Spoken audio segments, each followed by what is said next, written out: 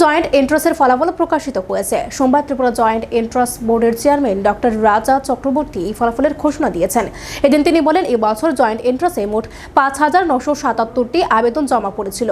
এর মধ্যে পিসিএম গ্রুপে ২,২৬৮ জন এবং পিসিবি গ্রুপে ৪,৮৬৮ পরীক্ষা দিয়েছিলেন।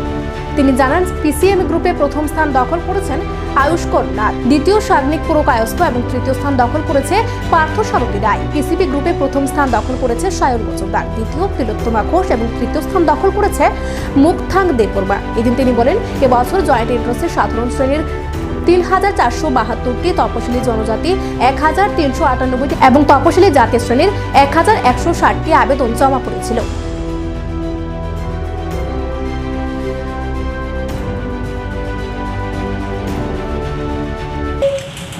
নমস্কার।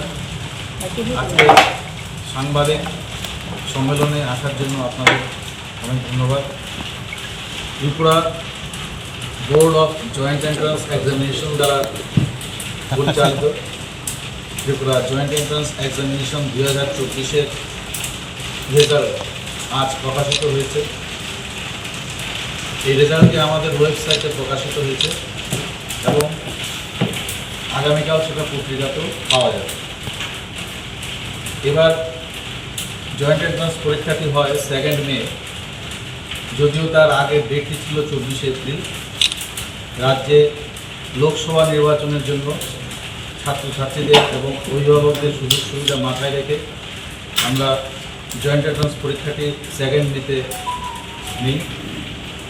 এই পরীক্ষাতে এবার টোটাল নাম্বার অফ অ্যাপ্লিকেশন ছিল 5977।